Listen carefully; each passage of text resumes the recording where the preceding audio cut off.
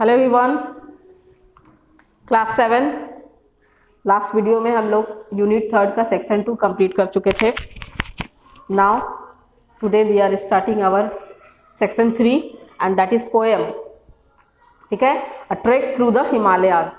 ये first poem है जो आज हम आप लोगों को पढ़ा रहे हैं। और एक्चुअली इसमें ना आप लोगों को कुछ स्टेंजास दिया हुआ है लेसन पोएम के लाइन से, और उसके बेस्ड कुछ क्वेश्चंस हैं, इसलिए आप लोगों को ये पढ़ा रहे हैं ताकि आपको कुछ शॉर्ट क्वेश्चंस जो है टेस्ट में देने के लिए इजी हो जाए और आपको भी याद करने में इजी रहेगा। सो फर्स्ट ऑफ ऑल यहाँ हम लोग आप सबसे पहले ये करेंगे, डिस्क्राइब करेंगे कुछ वर्ड मीनिंग्स हैं।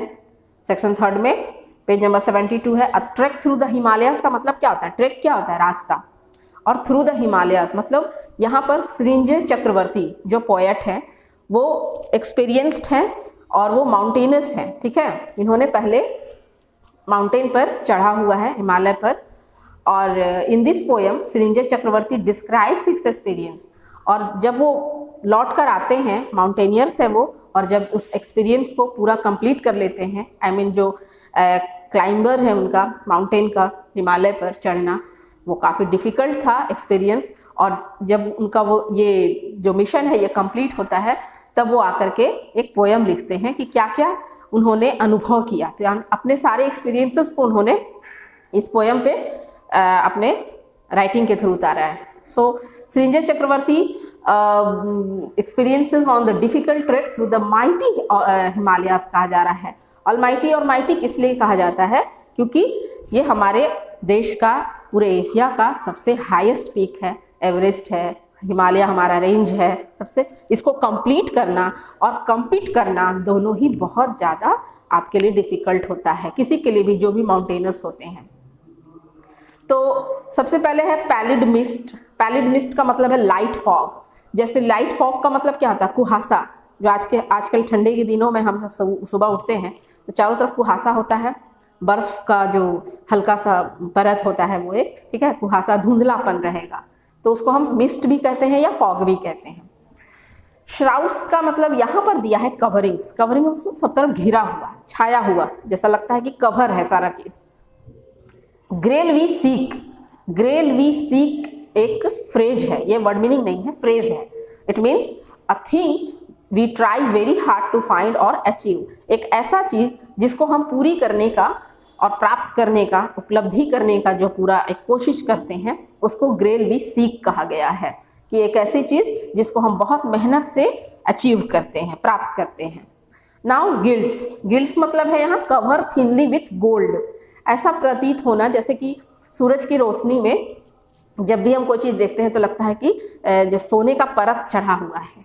जो सुबह का जो सन का लाइट जो होता है और जब वो बर्फ़ पे पड़ती है ना तो वो बिल्कुल सोने जैसी चमकती है। ऐसा लगता है कि मतलब पूरा माउंटेन जो है ना वो सोने के परतों से ढका हुआ है। जेलिड का मतलब दिया है आइसी, एक्सट्रीमली कोल्ड। ऐसी जगह जो आइस के तरह, बर्फ़ के तरह ठंडा रहना, बहुत ठंडा रहना, आइसी होना है। और परजिड का मतलब दिया cleansed of bad thoughts and feelings. इसका मतलब होता है दिमाग के अंदर से जितने भी गंदे विचार हैं, जितने भी खराब तरह के फीलिंग्स हैं, उनका सफाया हो जाना, क्लींस्ड हो जाना, एकदम धुल जाना और बिल्कुल निर्मल हो जाना, स्वच्छ हो जाना, उसको हम कहते हैं परजिड। तो चलिए हम लोग पोएम स्टार्ट करते हैं। और पोएट क्या लिख रहे हैं कि the journey last for days and days. We trek up valley, hills and slope. We carry with ourselves the hope to traverse strange untrodden ways. तो जर्नी जो है last for days and days का है। एक दिन में या एक हफ्ता में आप इसको माउंटेन को कवर नहीं कर सकते हो। क्लाइंबिंग अपना पूरा करने के लिए एक पूरा जर्नी बनता है, ठीक है, एक सफ़र जैसा हो जाता है। वो काफ़ी टाइम्स लगते हैं, काफ़ी दिन लग जाते हैं इसको पूरा करने में। We trek up valleys.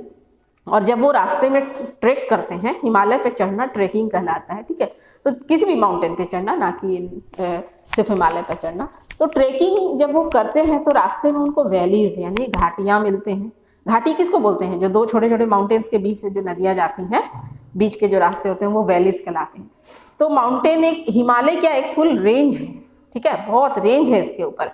और उन रेंजेस को पार करने में इन्हें घाटी मिलते हैं, जैसे वैलीज है, हिल्स, छोटे छोटे पहाड़ियों को हिल्स बोलते हैं। स्लॉप्स का मतलब होता है ढालुआ जमीन, ठीक है, जो ऊपर से ढलवाहा भी होता है।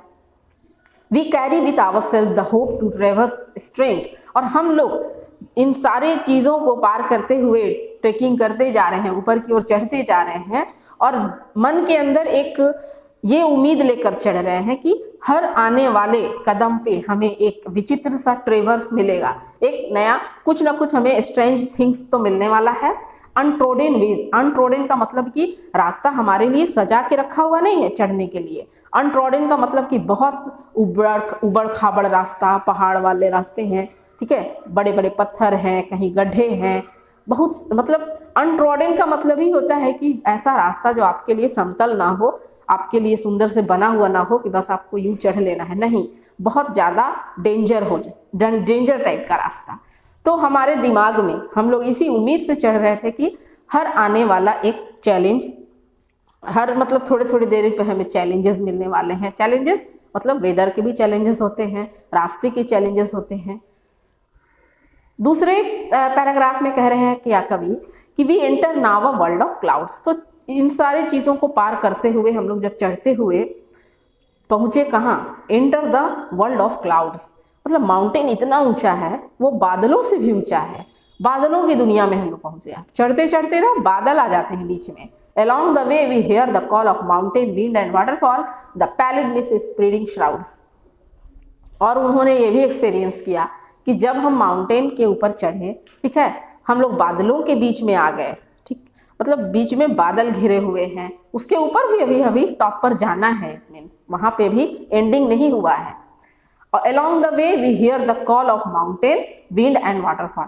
और रास्ते पे चढ़ते हुए जो ट्रैकिंग हम कर रहे हैं वहाँ हमें क्या क्या सुनाइयाँ दे रही हैं, क्या क्या बजते हुए सुनाई दे रही हैं। तो माउंटेन विंड, जो पहाड़ों पे जो सरद हवाएं चलती हैं उसकी आवाज़ गूंज रही है कानों में, और झरनों की आवाज़, वाटरफॉल मतलब बहुत सारे झरने गिरते हैं पहाड़ पे से, पत पत बर्फ पिघलते हैं, नदियाँ गिरती हैं बहुत सारी झरने बनकर।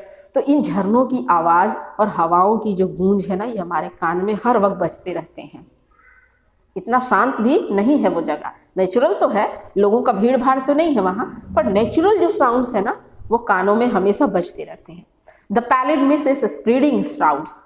और जो ये पैलिड मिस्ट अभी जो हम आप लोगों को बताएं, लाइट फॉग, हर तरफ आपको कुहासा कुहासा, क्लियर नहीं है, इनविजिबल है, मतलब उतना भी नहीं कि आप रास्ता नहीं देख पाओगे, लेकिन आपको कुहासा दिखाई देगा सब तरफ। स्प्रेडिंग श्राउड्स मतलब कवर है, मतलब धुआं धुआं जैसा।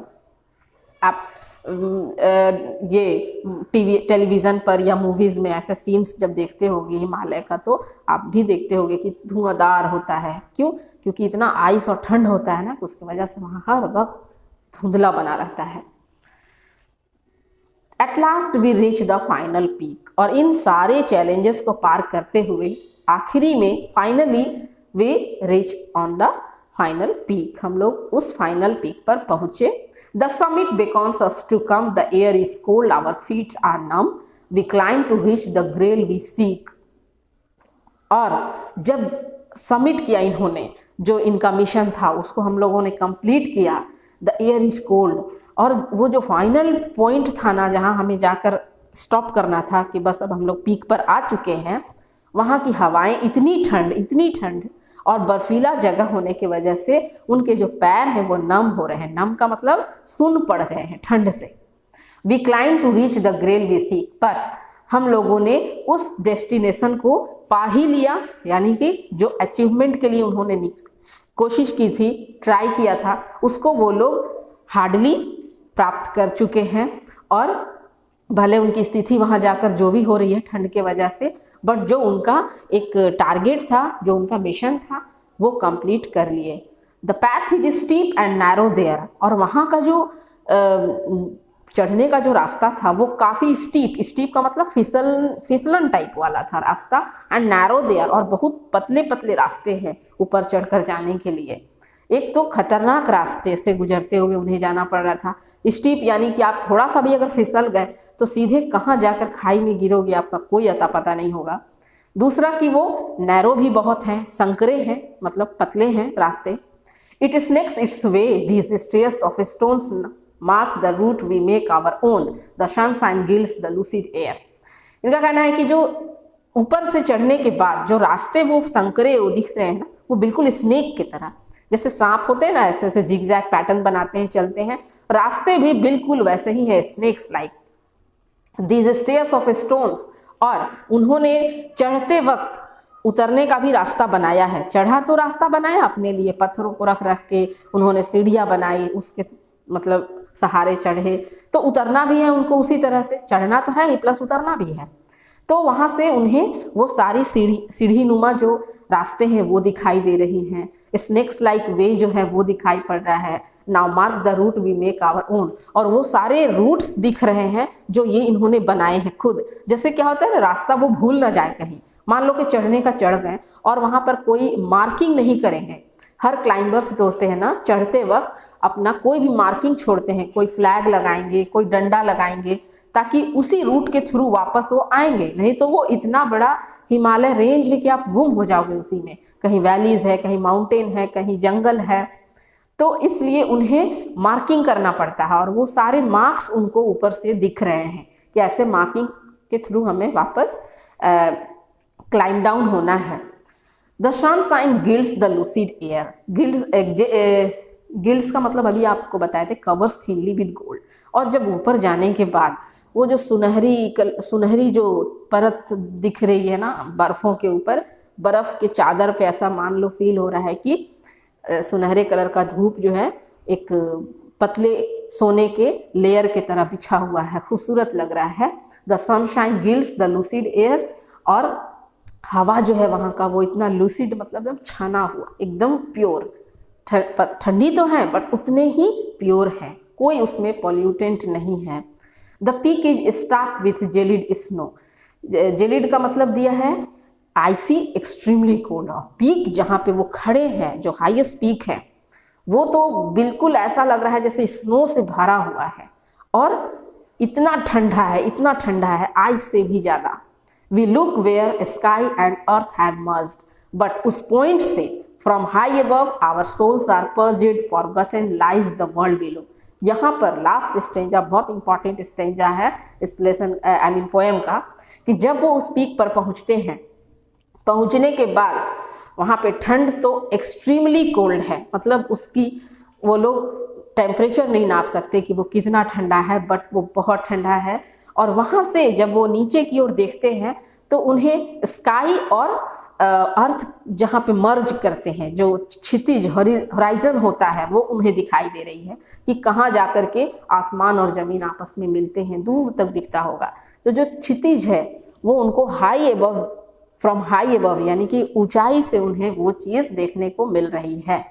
आवर सोल्स आर पर्ज्ड, हमारे जो सोल्स मतलब क्या होता है, हमारी जो आत्मा है, हमारे अंदर का जो दिल है, रूह है हमारी, वो बिल्कुल पर्ज्ड हो चुका है। पर्ज्ड मतलब cleansed of bad thoughts and feelings. इस ऊंचाई पर आने के बाद जो नीचे के दुनिया में हो रहे हैं जितने भी बैड थिंग्स हैं, बैड थॉट्स हैं, बैड फीलिंग्स हैं, वो सब के सब वहीं पर हम भूल आए हैं, छोड़ आए हैं।